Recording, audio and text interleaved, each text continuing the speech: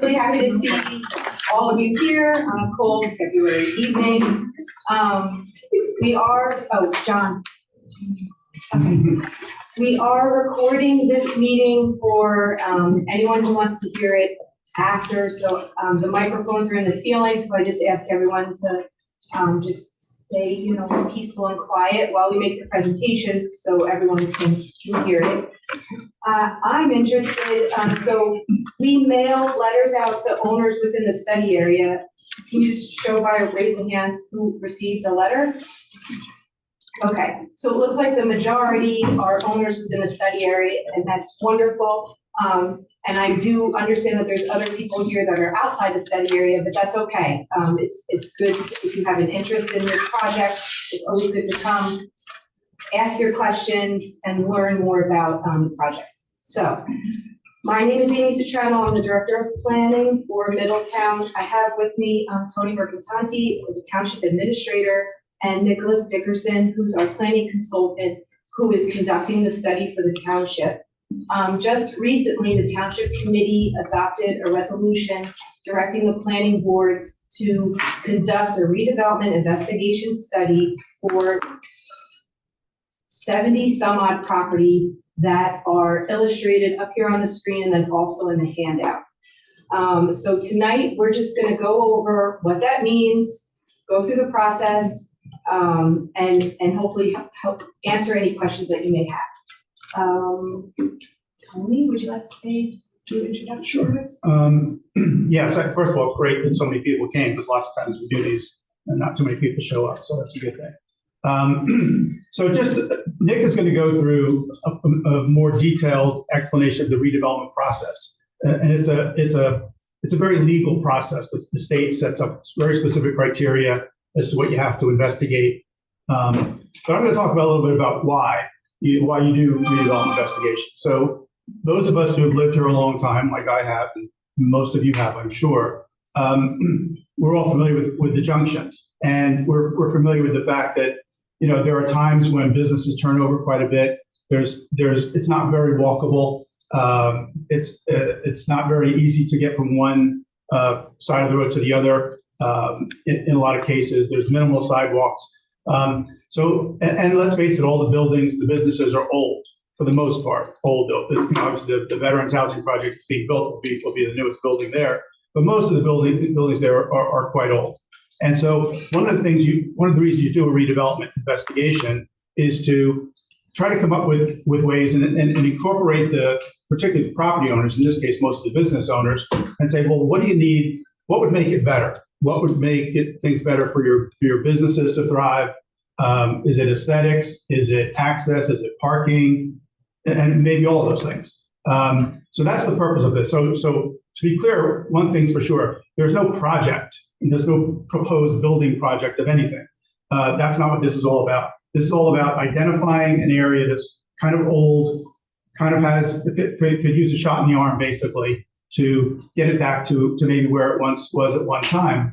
One of the things that we all know that's changed the business world, the business model, is that retail uses are changing, right? There's no more big stores anymore. And it's harder and harder for retailers to stay in business because of online shopping and the ease of that. So we see a lot of shops turning over because it's hard to stay competitive when people can buy products online so easily.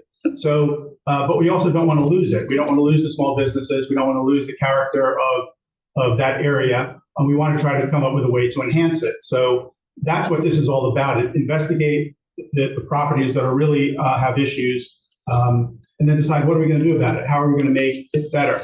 And one other thing that's not specifically related to what we're going to discuss tonight, although we'll get to some of these things, is the township also just last year received a $1.5 million grant for Campbell's Junction specifically to look at things like walkability, accessibility, safety throughout the junction. That project is going to be a little bit behind this, but eventually they're going to kind of work in sync, because really the two things are related, right? The physical properties and what you're going to do with them, how you can improve them, and then the roads and the streetscapes and all those things, and make it like a cohesive neighborhood. And that's what we're trying to get to is we want to focus on making Campbell's Junction a much better place than it already is. We want to look at things like aesthetics. We want to look at things like safety, pedestrian safety in particular, traffic safety also. So we want to look at all those things in this coming year. We're going to be focusing on this, and your input is the most important part of it, because you know more than we do as to what you specifically need, what you as business owners or what you as property owners would like to see happen over the next 10 years, let's just say. So that's what it's all about. Again, no project is being proposed, nothing's being built. This is all about trying to take a look at an area and say, how can we revitalize it and how can we make it a better place? That's what the whole thing's about. So I'll turn it over to Nick now. He's going to go through more of the nuts and bolts, and he has to do this so you understand what redevelopment is in the law. And I'll just say one other thing. There's two ways to do redevelopment. One of those involves what's called condemnation. You probably heard about that. The other is called non-condemnation. This is a non-condemnation redevelopment investigation. So you can do a redevelopment investigation. There are some places that do this, particularly cities, where they include the ability to buy people's property. We are not doing that. That's not part of this. So no properties will be acquired unless it's willingly, but no properties are going to be sought. There's going to be no acquisition of land. So condemnation is not a part of this process at all, just to get that out of the way, in case anyone's concerned with that. But with that, I'll turn it over to Nick. Thank you.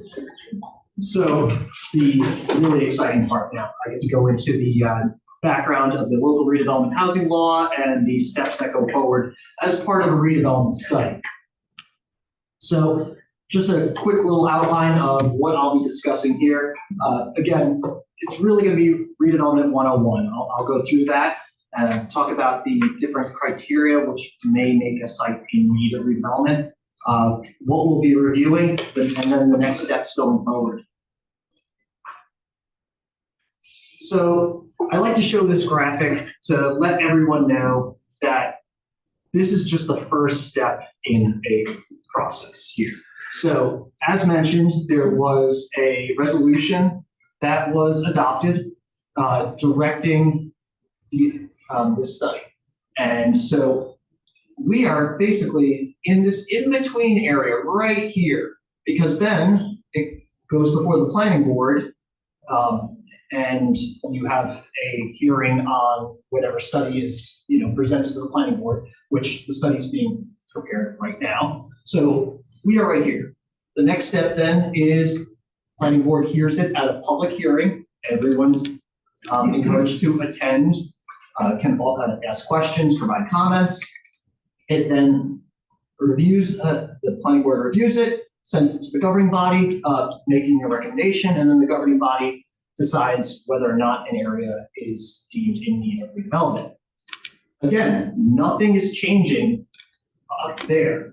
The next step is any sites that are determined to be in need, if there's any sort of redevelopment plan, a redevelopment plan is then created.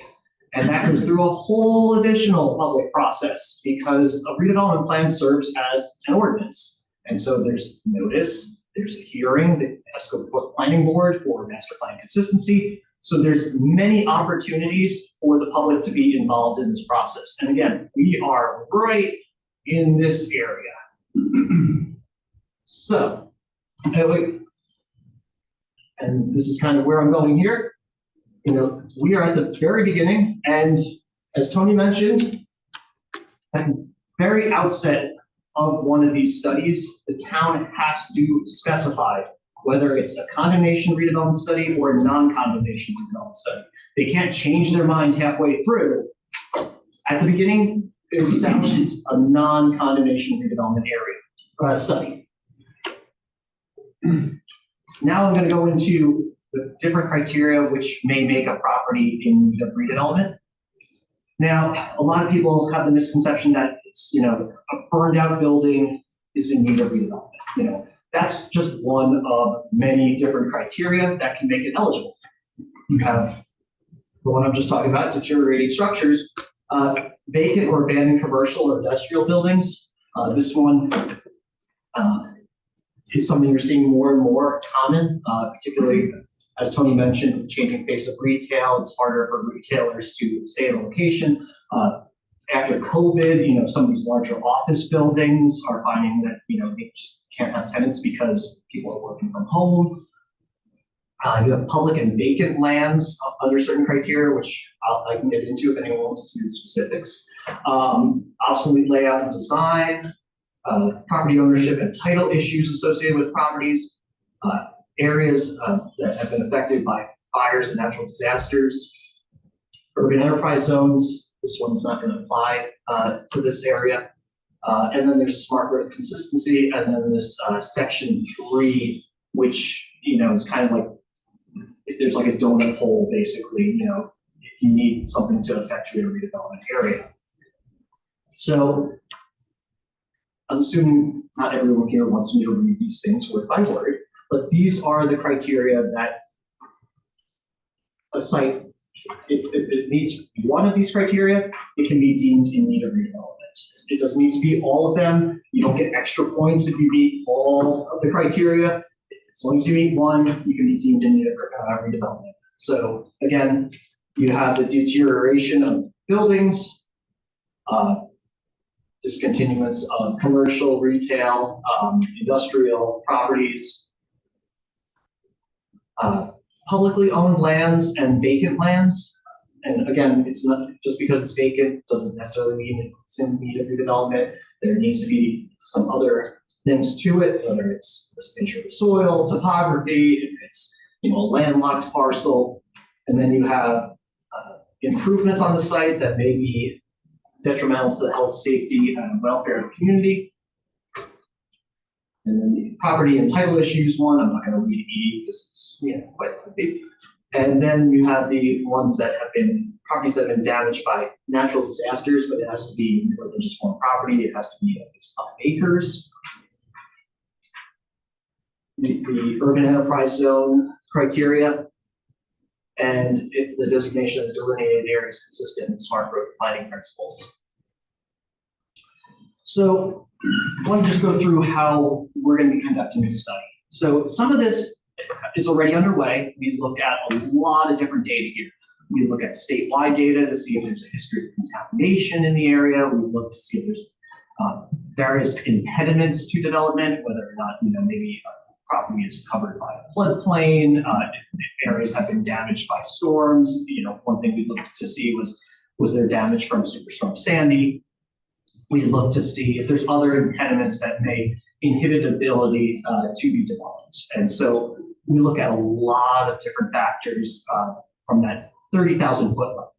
And then we also show some pictures. We'll look at that. We look at tax records. We look at if there's a history of building violations on the site. We want to know everything about all these properties. One thing that we will be doing is we will be conducting site visits just to see what it looks like on the ground, to understand the conditions of the area. We look at, like I said, contamination.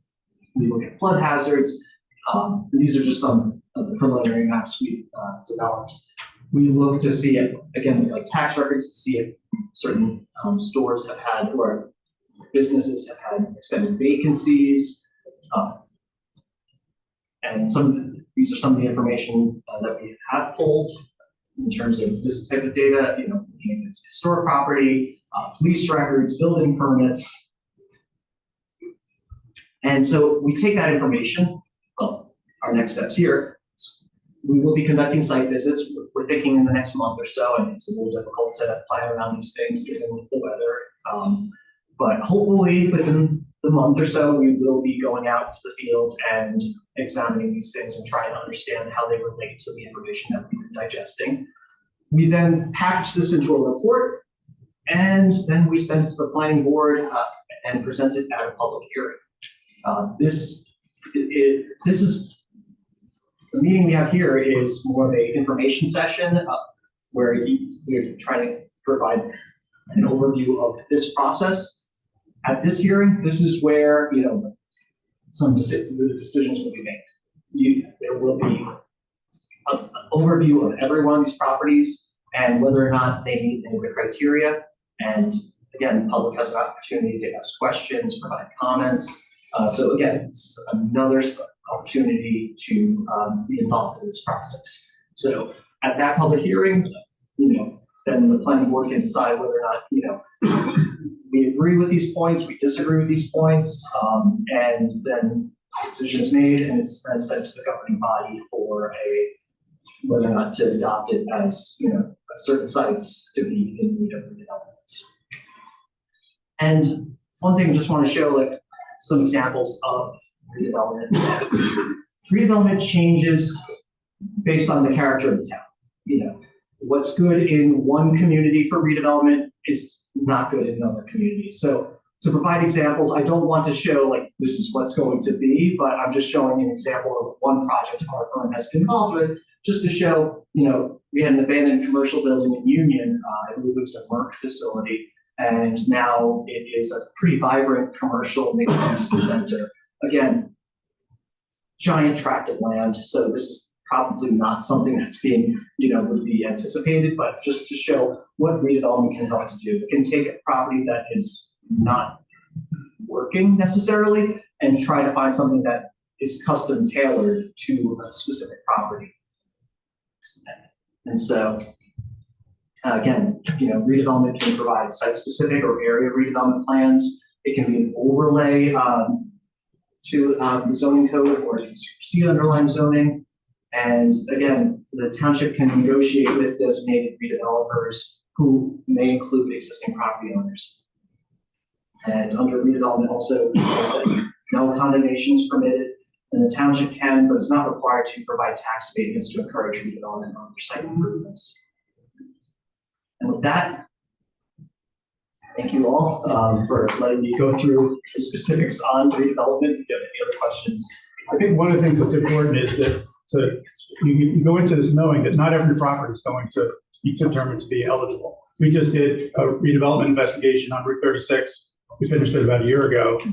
There was hundreds of properties, but only I think less than half actually qualified as actually in need of redevelopment. Now that doesn't mean that you can't include some of those other properties in a redevelopment. You can. There just has to be some other criteria that you have to meet in order to do that. So the interesting thing about this process is that with traditional zoning, right? Most of you're in a zone of some sort, but a lot of times zoning is kind of a broad brush, and many of the properties within the area couldn't possibly achieve the standards in traditional zoning, but yet many could, so they're all included in it. This almost allows you to get down to the property specific level and say, well, maybe we need different design standards or building standards for this property versus this property, even though they're in the same area, but they're very different. One's an acre, the other one's a quarter of an acre. So you can't apply the same standards to both those properties because it makes it impossible. So the whole idea is to get it more tailored to the individual properties to try to make it realistic for them to revitalize themselves, whether it's, put on another floor, do an addition, whatever it might be to improve that property.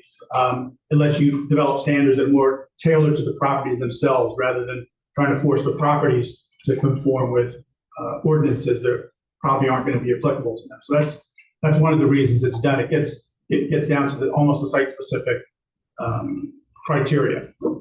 So that's where, Mr. LaBarca, how are you tonight? Have a seat. Does anyone have any questions or comments or? Yes, sir.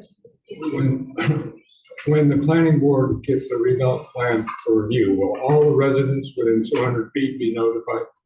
Yeah, so I was just going over with Nicholas the noticing requirements. I believe we had to do our homework on it, but there's 2 notices for the hearing, and I don't know if it goes to everyone in the study area. The site plan would require the 200 notice For site plan, but for the study? itself. Yeah, no. No, Just for the, affects us. Steps away Yeah. from that. So the study, for the study, there's a notice in the newspaper. There's one 20 days out from the date of the hearing and then 10 days out from the date of the hearing. But there's not going to be a notice directly to the owners in the study area or within that 200 feet. That's what I think the key is, but I'll make sure I'll take your name at the end and get you legal correct answer for the noticing of the study area. The hearing for the study area. The notice, once this goes to the planning board to be reviewed and considered for approval, I have to get the correct legal answer for the notice. There's no 200-foot notice. Okay, it's not like a traditional site plan or a subdivision. I think it goes township-wide. It's either township-wide or to the owners in the study area. I have to check on that. Right now, we're all sitting here, we all got notified about this, so We we get should notified we'll again? be notified again. Yes. Well, okay, but I did, this was a courtesy to the owners in the study area for information. So this process is according to the local redevelopment and housing law, which lays out the noticing requirements. So, Very nice presentation, you should make copies so everybody can go home and look over what these. we can do that if you leave your name and number. Everybody should get a copy. Okay. So that they can read and they can do their own investigation on it. Okay. Okay, Because you are involved in people's residence. right, and this is And I why we're know having this the meeting. area right behind the businesses. Okay, So with that being said, I'd like to know exactly what's going on and know, who the residents really gonna be affected by. And I have a funny feeling my area would be affected. are you in the study area or outside? Yeah. We're in the study. Okay, well, that's why we're here tonight, talking about it, right? But The first step, what's going to be done with homes in the study area? well, that's what Tony was referring to. So of the 70 some odd properties in the study area, not all the properties are going to qualify as an area in need of redevelopment. Nicholas is gonna go property by property Okay. to determine whether each property qualifies. I'm gonna tell you one thing, I know certain properties already without having to study, just knowing what you want to do will qualify. Sure. So Yeah, with that being said. we know that. I mean, if you've driven through Campbell Junction enough, and everybody in here has, right? You know that there are properties that are really in bad shape. No, not bad shape. Oh, yeah, well, there are. There are some that are in very bad shape. But I'm just saying, but a house on a property that's maintained, that somebody's living in, is not gonna qualify. You're not gonna be included in it. It just, Really? really, yeah. And why did you include us in? Yeah. Because you're within, Campbell's Junction is mostly in a zone called B1. And even some of the residential properties are in that business zone. Because that was just the way the boundary was drawn many, many years ago. So anybody who's in that zone we included, knowing that some of you are just living in single family houses, it's not gonna change unless you wanna sell your house and turn it into a business, then, nothing's gonna change. So, but we still have to notify you. Well, then can we exclude ourselves from the study? Yeah. You can just tell us, they're gonna do the investigation, they will probably determine if your house is a house that's in good shape, they're gonna say you're not eligible, so you What can't do you participate. define as good shape? I mean, like, Well, it's according to the criteria. Dilapidated. I mean, you know it when you see it, for the most part, right? Like EPRA property, Which one? like an abandoned property, like the criteria for abandoned property. Could be, yeah. Yeah, So that way it's the criteria for abandoned property and the nursing property. well, physical deterioration is part of it. There's houses in that area that, are not in good shape. There's properties that aren't in good shape, and they may qualify. But there's plenty that won't, probably half of them won't. Yeah, Yes. You keep referring to this area as Campbell's Junction. Does Hampshire, Belford LLC have anything to do with this? well, their property's in it. Okay, so it's owned by somebody, it was county land, correct? No, No, 516, and that wasn't that at one point all county, and Hampshire, Belford LLC came in, who are you representing now? I'm just with Colliers Engineering. So. there are consultants. No, you talk about the Hampshire property where next to the old Wells Fargo Bank? You talking about that Well, property? I believe from what I read, it was a larger section that was purchased by Hampshire, Belford LLC. Yeah, but not from the county. It was just So private who property. really owns this? Who owns what? This, Lots of different people, most of the people in here. It's all of the property owners within Campbell's Junction are included and invited. I was just wondering who was Hampshire Belford LLC? I think they're just The one property owner. Yeah, they're one property owner. Now, on these businesses, are you going to allow them to build up, put apartments on top to meet the quota for affordable housing? Well, they're allowed to do that now, right? It's already allowed to build apartments, but this has nothing to do with affordable housing. That's a whole different separate subject. The idea here is to try to work with the property owners and say, what would help your property have like long-term viability? What do you need? And it may not be building anything. It may be just making them look nicer. Maybe it's coming up with an architectural theme for the neighborhood that you see in certain downtown areas. It could simply be that. This is day one, and we want to hear from individual property owners about what you think would be good for you for your business to thrive. Yeah. Our properties on Church Street with Compton's Creek, and what would be beneficial for us is a retaining wall at Compton's Creek. That's the type of thing we want to hear. Tangible. What would help your property? Which property is yours? 47 Church Street, right where the MT10 bridge is being done. Right. On the opposite side, you haven't built, Oh, okay. building the veterans. Oh, you live back behind that? Yes, back. Yeah. Right at the bridge. Okay. Yeah. We need a retaining wall. Mm-hmm. I mean, it says safety of the pedestrians, we also want to include our cane lines, that is about safety of the cane lines. Because we do walk across the street into the Church Street Park. Yeah. Although we certainly appreciate the standing in here, as far as the walkability and safety issue, perhaps so that speed limits that are 35. That's true. So we want to have sidewalks and walkability. The speed limit has to be down to 25. One of the comments, we need parking. Business people need parking. We need town to kind of back up a little bit from Dollar General being here. We spent $1 million to try to put Dollar General with the benefit, which I think is the company that owns that property. That you're talking about. They were actually sitting packing out town. It's been fortunate here. You got shot down by who's why it's going to be town to serve and you still from the community. As I said, the planning board meeting, everybody can afford to shop all through this. I think we need a break. Parking in a lot of redevelopment areas, you'll find that parking is like a big issue. Older places like Campbell's Junction, most properties don't have as much parking as they could really use. Some have plenty, but some don't, and that's always a challenge. Is having access to enough parking where you don't want customers to want to come to your place, not be able to find a place to park, and then just keep going. Right? That's what we don't want to have happen. Yeah. So one more question. I was in a meeting in Red Bank.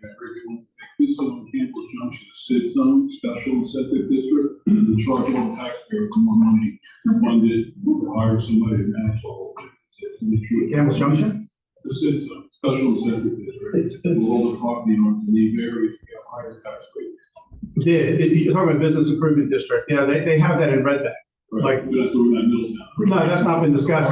Here. Well, here's the thing though. What happens in a business improvement district is that they take a percentage of the tax and it has to be dedicated to being respent in that neighborhood. But they increase the taxes. You don't have to have an increase. In fact, you can do what's called a tax increment where, over time everyone's taxes go up, right?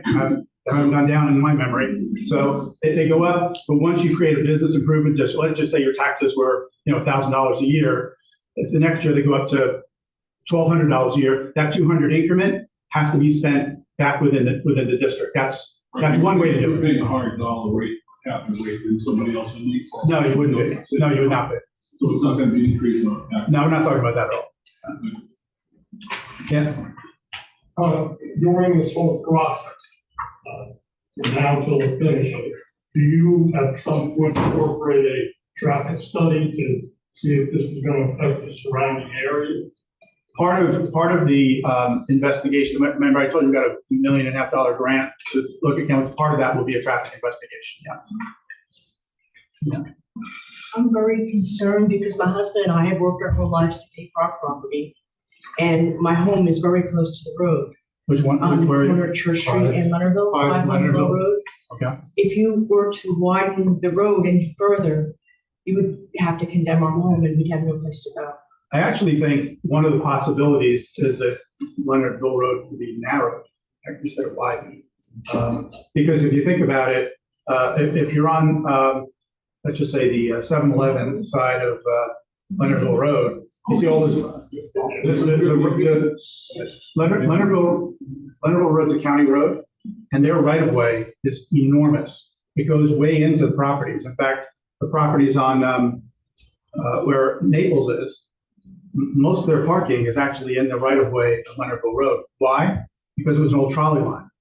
The old trolley line used to run along Main Street and then Leonardville out to East Road. And so there's a very, very wide right of way in Main and Leonardville. I don't think it needs to be as wide. It's never going to be widened. So if anything, the right of way might narrow, but that's part of the study. But I don't see any roads getting any wider. Thank you. Yeah. Now, what about the properties that have the easement that go through, such as my property on Leonardville Road? There's an easement. If you go to my house and say, hey, we have X amount of room, if you're gonna take from me, are you gonna take from everybody else along that easement also? I don't see anybody's property getting taken. Okay, Yeah. only because the easement, technically, Yeah. your property line is, Which is yours? I'm 527 Green, but I'm on the corner of Leonardville and Green. Okay. And along Leonardville Road, there is an easement that Yeah. goes from East Road. Mhm. And also, I was not notified, which I am in the study. I never received a Never letter. got the letter. We only got one letter that came back, so. I did not receive, I don't know if it was never sent, but I heard from my friends about the meeting tonight. But I'm just wondering, if you're gonna take, say you could come to me and say, oh, well, we could do this, make an affordable house on my, where the property that I've maintained since 1988, 1977, since the house was built in my family. If you're gonna take from one, are you gonna take from all?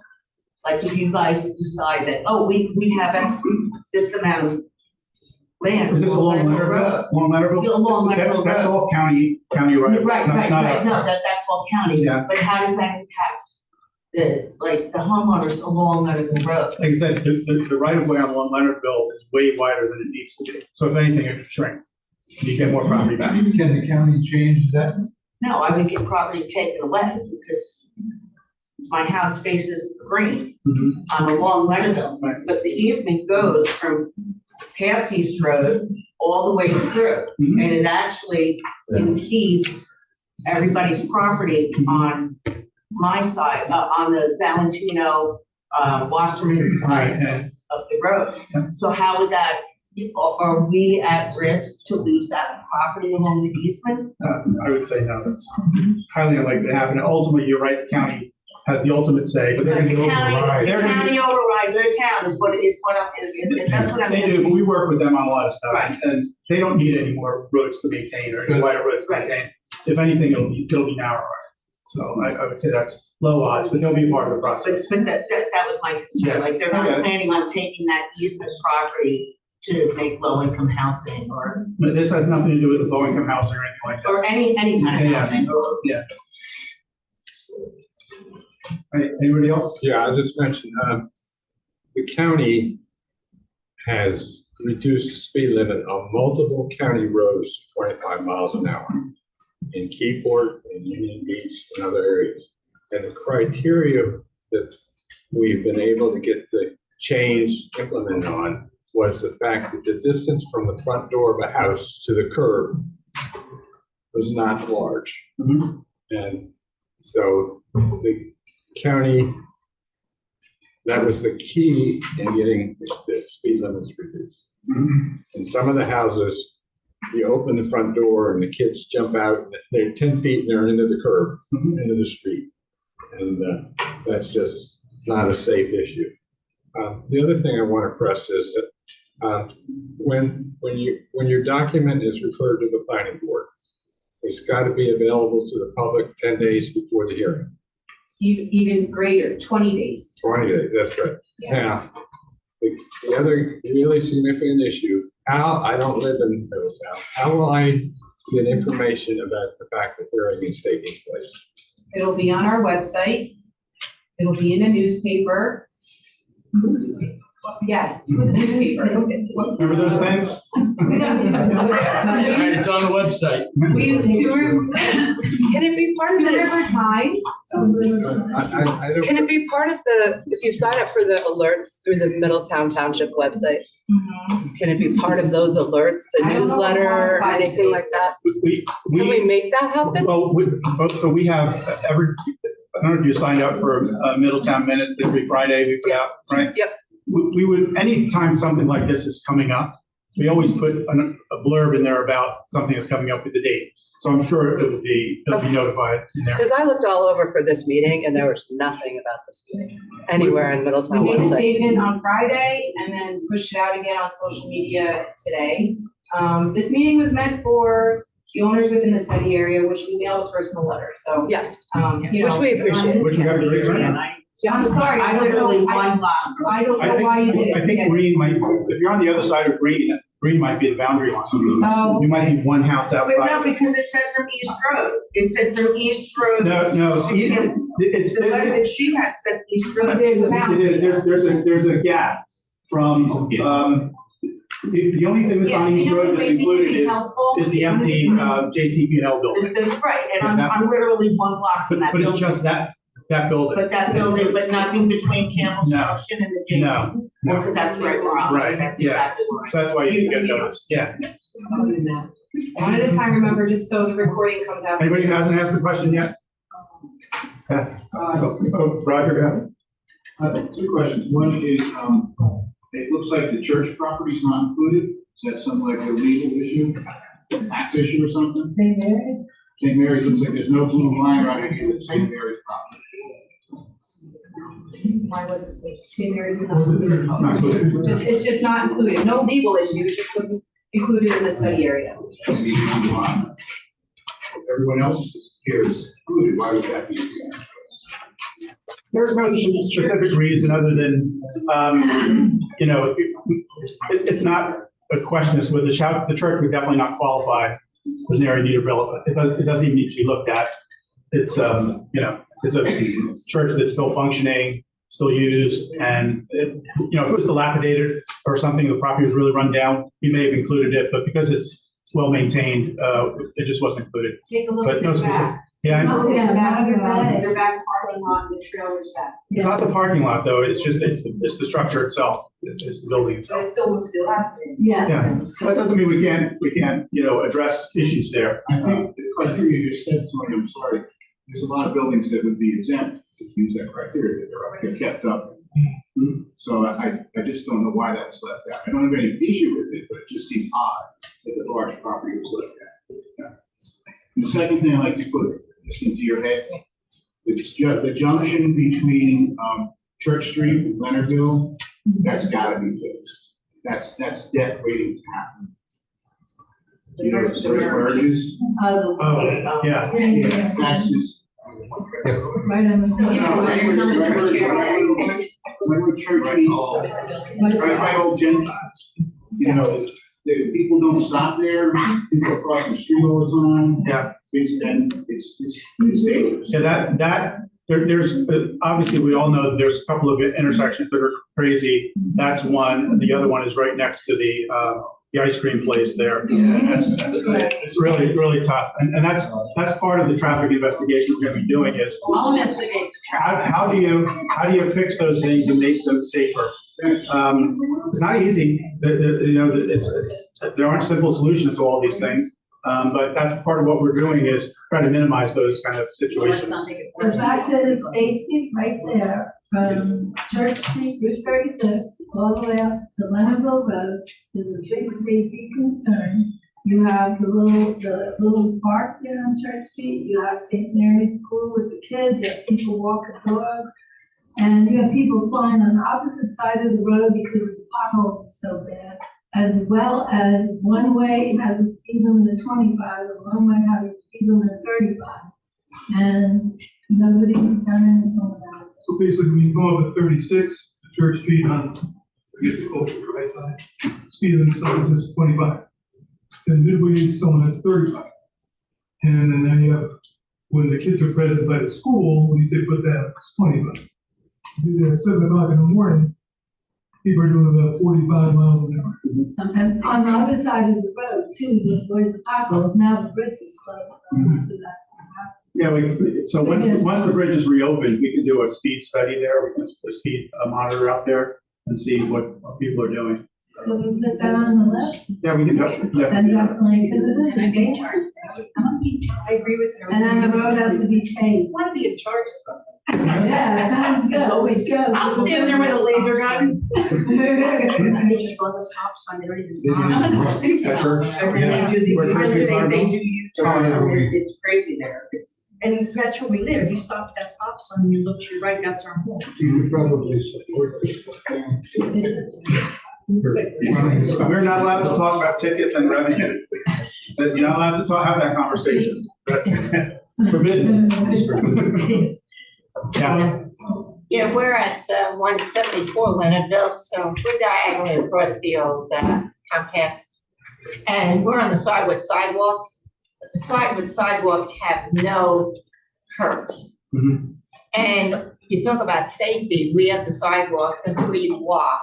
And you always have cars that can't wait to make their left-hand turn, go down, they ride right up on the side.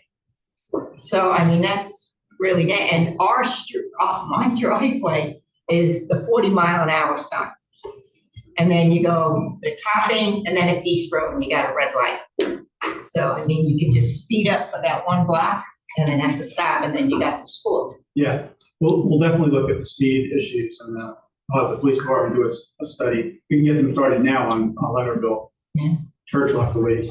And not during the unpeak hours, because everybody knows here, when you're driving rush hour, it's literally, you're like, I just can't wait to get home around here. It is. Well, it's at 7 AM. AM. Oh, that's not true. I had an issue down last, no, it's no one's in the study, it's showing the visual signs. No, they do those studies they do those over 24 hours. They have a Yeah, monitor. it didn't change it, but people still, come up when they go fly down to the. It should go discussion. How many years? Well, we'll do the study and see what speed are. Yeah. Is this gonna force people to have to renovate? Force people, well, nothing's gonna force anybody to do anything. That's actually safe. You know, the whole idea is to try to do things cooperatively. And, you know, people don't want to participate, do anything with their properties. Nobody's forced to do anything. Please, just for the recording. Right. Right. Well, one of the things that is a possibility down the road is that, and we did this some years ago, but remember before, when Campbell's Junction first got the traffic light, the township did the decorative street lights and the brick and stuff, we got that through a grant. And that included 50% match to renovating your building. Something like that may be available again in the future. So that's still a ways away, yes. Yeah. With the record sidewalks or stuff that was a grant, who maintains that position? It's also pole on Medicine Lane. Excuse me. I've been there for 2-3 years, I don't know, maybe even 4. Concrete's all piled up and you can't walk around that corner. And if somebody is trying to cross it, there's no way a car could see somebody standing next to the cell phone that aren't needed. Okay, I'll look into it. And the traffic pattern when you turn onto Muncie for me, especially if you're coming from the highway, people take a right-hand turn, except they don't take a right-hand turn, you go with like P3 and they just go like this. So if you're coming this way, you know, there's been a car accidents there, not major ones, but people don't look and they just come right out. Well, yeah, that's what all of this is about, is to identify those kinds of issues and try to fix them. That would be. Yeah, so first, thanks for putting this together. I've lived here now for 4 years, 5 years, and it's nice to hear are basically my neighbors. And hearing their concerns, I have a 10-month-old, and a lot of their concerns impact me as having a family, I think, for sure. So it would be highly recommended from what's coming out here to include that traffic plan here. At the corner, it's hard to see on here, but you got a lot of issues on Brook Road with the bridge out. You had it when Modern Day was happening, but you have an issue there too. It's a through intersection, no stops. I think it's the same block over. So everything I think the group here is saying coincides with what we're trying to do here, because your surrounding areas are impacting what's happening. People are finding shortcuts. People are taking, a quick way to get to where they want to go. And listen, I am glad someone finally said that Church Street issue, because I saw it and I laughed, because it's a huge town. And something like that is the why, because you have a major school here with Modern Day. You have also, I guess, the St. Mary's Elementary. So from my perspective, I think that's included. To kind of help gather some more, I've been on 3 redevelopment projects on the private sector, so I understand a little bit of what's going on here. But I'm curious, kind of like 2 things. One, what's the next step in terms of time frame? I heard, Nicholas, from your presentation, with weather and whatnot, to do your studies. It could be worth, hearing what the group here is saying. If there's another opportunity to reconvene, or if there's a subcommittee, because this does impact a lot. I would think whatever happens here coincides with the goals of the township hearing about, protecting the open space and not having these major condos and all that. So obviously a lot of this is, and this to me is like the center of Middletown. There's really no center, but seeing the group here and being one who jaywalks across Leonardville Road to Walgreens, which unfortunately is closing in about 6 weeks. I'm sure some people know about that. Middle of March, they announced, I think, that Walgreens closes. So yeah, it started with a damper on everyone's day. Now we do know. But it'd be worth to see what kind of reconvening we can do for this, because again, I think there's a lot of opportunity, which I totally get. Again, I've been on 3 private ones, so I get it, I get the intent, I truly get it. But just want to be curious on I'll email you as well, but again, just curious. But this won't be the last meeting. There'll be future meetings for sure. Recommendation, maybe next time with the map of the street. Yeah, I think a little better detail. Yeah. What street is what street. Street names are on there. It's just when you have 70 some odd properties, you have to zoom out far enough to include them all. And that's why I apologize for Or even just a brief. the cover of this presentation. Some things got blocked out because, but we do have street names here. And the report, we'll try to make it much more clear for people to see, but we're just providing an overview at this point. And if we'll post this on our website, you'll be able to zoom in on the map on your computer if you want to post it that way too. Yeah. I have 2 questions on the site visit. I assume we don't need to be present. No, Thank they're you. gonna be exterior. Yeah. And the second is, will we be able to see the results prior to the report being drawn up as a recommendation? Like I've done the reading and I know there's a grid and what the criteria is. Will we be able to see our lot and block Yeah, the plan will be Result. posted online before the ahead year. of, so that's part of the 20 days? Yeah. Okay. Thank you, I appreciate your Yeah. education.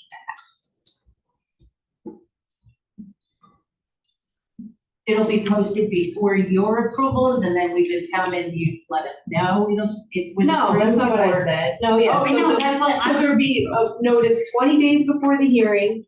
And it'll go, the draft plan will be posted with the notice. And And then, any meetings in between by the planning board will be announced? yeah, if there is, yes. Okay, Yeah. all right, thank you very much. Did we have everybody who's got a business within or property within the district give us your email? I have, may I just, yes, please, everyone, please sign up in the back. We like to create an email list so we can let you know as things develop. Sir, can I answer your question about the notice? I have the answer. It's good news, actually. And I'm sorry I didn't have it correct the first time. So the public notice goes in the newspaper A notice of the hearing must be mailed to every property owner within the proposed redevelopment area. So ma'am, that goes to your concern. You will get mailed notice of the hearing, okay? At least 10 days prior to the hearing. So there you go. So you will get notice again for the hearing. Yes. Now, I'm concerned about businesses. We have the business stuff that are already in existence. We had a 15 problem. years. I had a problem. My neighbor had a problem. The garbage cans from the businesses are not secured down, they're open. And we had rats. Okay? I don't like rats. So what happens is, I have to pay for an exterminator. Because the rat came over my foot when I went into my garage. Now, they came down and they were very upset, especially one man in particular, because apparently whoever was supposed to do the initial checking wasn't available, and I had some other man give me the third degree as to why I called him. I called him because I was told to call him. Now, you can go back behind those businesses and you can find filth. Now, there are rats there, not knowing that 7-Eleven had a problem also with rats in the garbage. Now, I'm a taxpayer. I had to go out and pay over $5,000 to put rocks on the inside and the outside of my property so that rats can't dig their way into my yard or into my garage. How are you going to make more businesses and for the homes that are encompassed in these businesses safe from rats and anything else that the businesses don't secure down and take care of? Well, I mean, that's an enforcement issue. We don't need redevelopment for The that. enforcement issue will go along with all your presentations here, what you want to do. Yes. There's no doubt that like trash collection is an issue. If you know, obviously right behind Valentino's, they always have a dumpster in the parking lot. Behind Dunkin' Donuts, they have a dumpster. There's no really good coordinated way. Everyone has to have their own dumpster. That's part of the problem. But one of the things we were hoping that we could do through this further study that we're doing is maybe there's a way to create some common, trash enclosure areas so that multiple businesses can utilize the same space so there aren't dumpsters everywhere that always get left open. Right, that's a problem. So no doubt that little midway, that little road that goes behind the florist and the pharmacy, it's called Midway, that road. It's a pigsty back there, right? And we want to get all of those things kind of included in this, get them all addressed. It shouldn't be so ugly and unattractive and filthy back there. But the people need a place to get rid of their trash. And also recycling. the people that walk the stores need a place to put their trash because we have trash on our yard, bottles, papers, pizza plates, everything comes on our yard and we have to pick them all up. One more thing. I had 2 stop signs put on the property many years ago. Here in my house for almost 60 years. They come down Lenniston Road and Maple Drive, like they're on the trail. They're on a racetrack. Now, my home was hit 3 times. One, before I purchased it. 2 other times while I lived in it, my children were small. We finally get a stop sign on, so we had to do a survey. We have a problem with young drivers, mostly, I would like to say, speeding. Now, I get hit again. It can come right through my bedroom windows. Because my house, somehow, many years ago, unknowns to me before I bought it, was put too close to the street. Somehow, someone who owned that house prior to me got an okay built because the property was fairly large. It should have had what they wanted to put 2 houses on it. And then, of course, one of my neighbors found out about it. He went out and petitioned and he stopped it. So now my house is very close to the street on Maple Drive. There is no way you can put a sidewalk there. There is a sidewalk on the side, Now, you gotta remember, I have school buses on my corner. I have letting the children on and letting the children off. Someday some kid eventually is gonna get that. Because nobody's there to clock these people that are coming down at these horrendous speeds.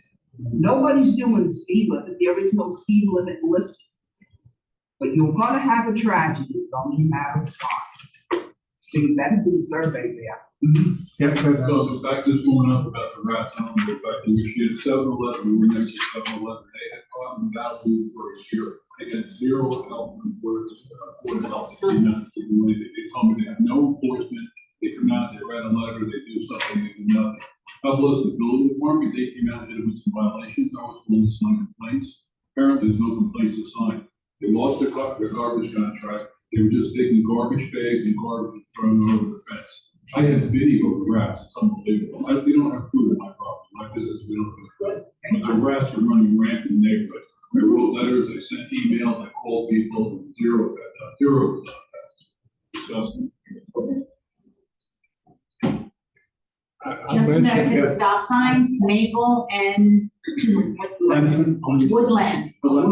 Maple and Woodlands, we've had 2 accidents within 6 months. One car just barely missed a house, it hit a tree. They were flying, and then we just recently, our latest one, was not pretty either. And years ago, when I called for a stop sign at an uncontrolled corner, I said, can we get a stop sign? It doesn't warrant one because there hasn't been any fatalities yet. To me, come on, how much does a stop sign cost? We want that corner fixed, and we want the corner of Union and Maple a stop sign also. And we want new lines painted so everybody could be a little bit more safe. We have a lot of, the increased population over the years of COVID. You gotta take necessary safety measures, it's changing, you gotta keep up with the change, Well, not first, make it any worse. Just to be clear, we've had no increase in population. Our population hasn't changed. Barely more than 1,000 people in about 30 years. But it's changed. No, that's not. It hasn't. Well, Our population. King Highway East, across from Target, I'm just telling you, if you go back and look at the census, look at our population, it's barely changed in the last 30 years. And the number of school children has gone down dramatically.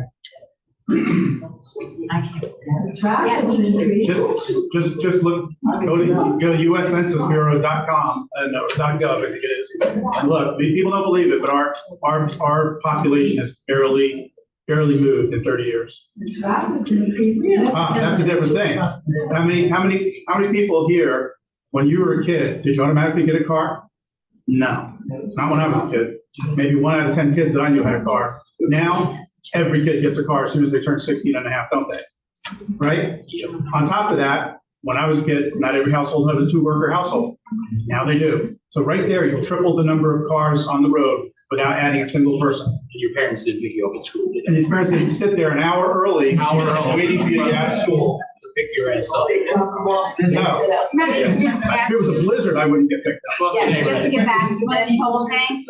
So if your property meets the criteria, how are you notified? You're notified individually, It's sit down with the planning board? It's gonna be part of the planning board process. Okay, but are you notified? Well, so the study will be posted 20 days before the hearing. Okay. Yeah, so you'll have, and you're gonna be given notice mailed to you for the hearing date. And then if you wanna look at the plan, it'll be available at the planning department, and then I'll post it on our website too. No, but if your property, your It's individual property, in the it'll study. all be public knowledge. In the study, there's like Property. exhibits, by block and lot, whether it qualifies or not, and what criteria it qualifies under. Okay, It'll be very specific. okay, Yeah. thank you. Yes. The town I live in has dumpster enclosure criteria. And any dumpster has to be enclosed in a structure that's at least 8 feet high. And the structure has to be built so that somebody who wants to put stuff into the dumpster can go in a side door. And when the dumpster is going to be emptied by the truck, their front doors are open. And it's been extremely effective. In addition, since you have to build a structure It's very easy to get multiple businesses to go together to share the dumpster. I can't imagine why there's any excuse for what I heard tonight. Well, part of the issue is that places like, Campbell's Junction have evolved over 100+ years, and they're very small individual properties. And so not everyone has the space to build an enclosure with, a nice brick enclosure with the gates on it. It's a nice idea, but they don't have room. They lose some of their vital parking if they build one of those. So I'm just saying, I agree with you. That's why we had shared dumpsters. Well, I agree, but that's where we're doing this. We want to try to encourage people to start sharing dumpsters, start sharing clothes. But again, it gets complicated, right? And who's paying for the collection? How do you know whose is whose? You have to have multiple dumpsters within a single enclosure. So it's not as easy as it seems, especially when you're dealing with small businesses who maybe that's an expense they can't afford. So that's why we don't have multiple dumpsters within the enclosure. Multiple small businesses share the dumpster and share the cost.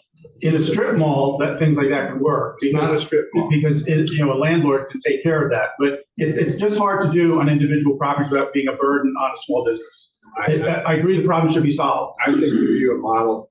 Go to the keyboard. I could write that ordinance. It doesn't mean everyone's going to comply with it. We have an ordinance that requires enclosures for dumpsters, but most of these businesses existed before there were zoning regulations. So they're grandfathered. So until they do something to radically change their property, they're not subject to all the new rules. So that's part of the issue. I would think a representative of the township will want to hear what the residents have to say and execute a plan. That's what we're doing. That's why we're here. Anyone else? Yes. Sorry, you said businesses are, it's responsibility of the businesses or the property owners? Most of those businesses, right? They have trouble. It depends on your lease. It depends on the way your lease is structured.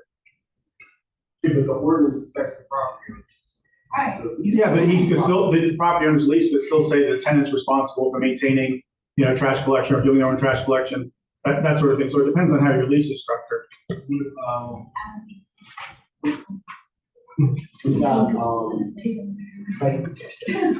there anything, and then you said you have a grant, right? Like, 1.5 million. Did you say, I think you said billion for a second. No, Elon doesn't live in Belford. Would that include, putting up something between the commercial properties and the residential properties? That's a possibility, yeah. Mm-hmm. Yeah, that would be very helpful. Can you guess where we live? Yeah, no, I got it figured out. All right. The Anyone? lots too, all the way to the right, is there any plan for that just off the top of your head? Because they were included. Which one? These ones over here? Yes. The facility that, Yeah. needs to buy, I mean, obviously it's included, but. Is that the Verizon building? That's the old JCP&L building, that became a Comcast building, that became a JCP&L building. Yeah, I mean, the owners of that have been trying to sell it for a long time now. That's one I'm pretty confident is going to qualify. It's been empty for how many years now? Many years. Yeah. So that will qualify. But again, what's the right thing to do with that property? You gotta be careful. Well, but even if someone cleans it up, they're gonna use it for something. So, and that's again, maybe people should share their thoughts on what you'd like to see go there. It's not gonna be a park, I can tell you that, because it's not clean, and there's a substation right next to it. So it's not gonna be recreation, but what would you like to see go there? And it's gotta be realistic with the property owner, right? He's not gonna give it away.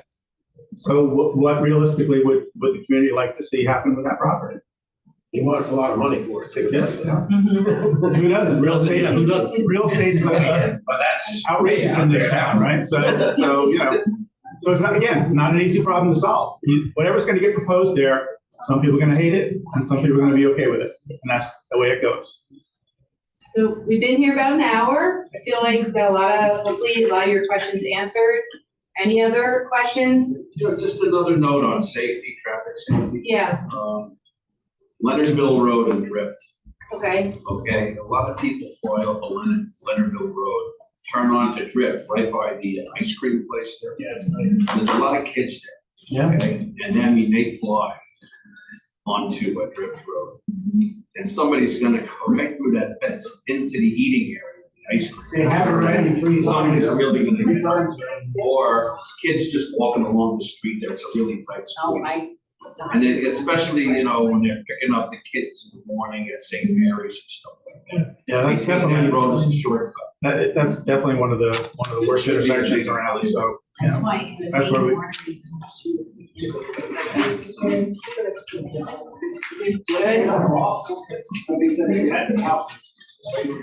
It's hard to hear you.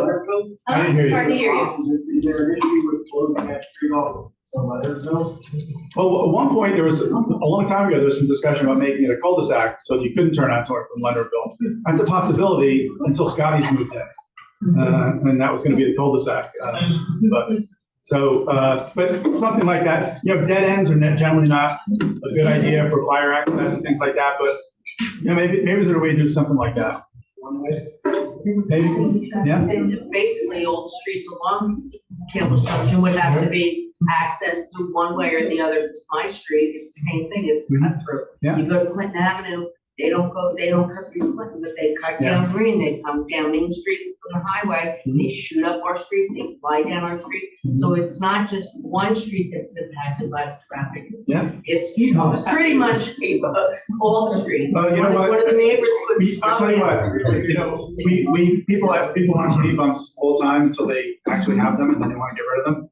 Because speed bumps, first of all, bicyclists get hurt on them all the time in the dark and at night. But the other thing about it is, so that speed bump is gonna be outside somebody's house and they're gonna hear a thump, thump, thump, thump, thump, thump, thump, thump all night. And they won't want it. So that's why you won't see them on most public streets, because they generally, people hate them once they're in there because they make so much noise. But something needs to be done. There's other ways of doing traffic calming, slowing people down to, you know, that could be effective, but yes. I work road crews. Why You not? have to rip them out all the time. You do that? Yeah. As soon as they go in, people want them out. People want them out. It's one of those things, it's a go-to answer, you know, let's put a speed bump in. People hate them as soon as they go in, because they cause lots of problems. There's a side road, on Mason Drive. My property board is, I'm on 429 Mason. And that little side road, there's a sign posted there that says it's a private driveway. But yet, I have garbage trucks and beer trucks that try to go down that road, and they're constantly driving on my property. Isn't that the one by the body shop? Right behind the body shop. I bought them behind the body shop, the barber shop, and that whole strip Yeah. all there, And so you're saying trucks are using it all the time? all the time. Oh, the owner could close it off. That's what I was thinking. It's not public, it's private property. I believe it belongs to the body shop. There is a chain that goes across. Yeah.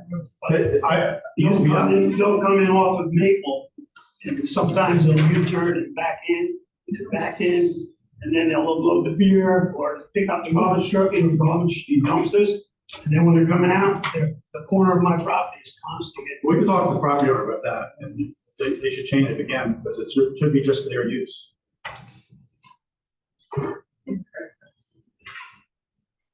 Wondering if we could recommend that young fellow that was up and told us he was involved in several redevelopment projects to be a liaison to represent Belford, because he's young and he's got energy and he is concerned. So let me ask you, let's ask a question about that. I can't eat there.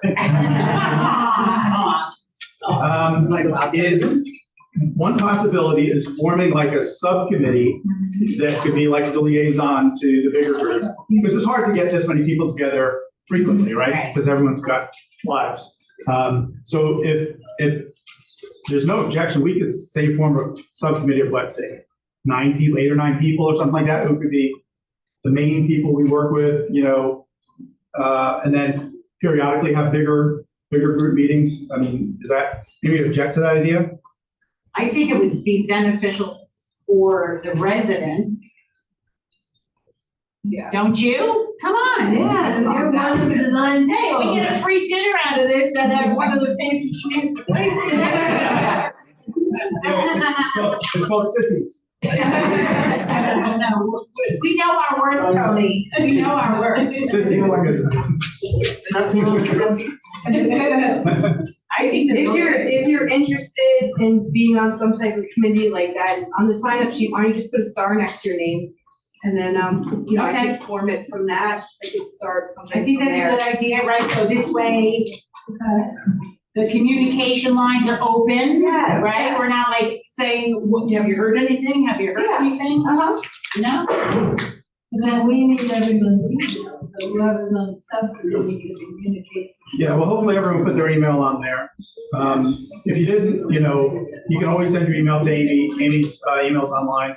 And, you know, but I will say, this has just been great, how many people have shown up. and Well, participated. professional, Sue, you're a real estate agent, right? You should be on it. And who else? Thank you. Professional agent. Everyone. Thank you. All right, everyone, have a good night. Thank you.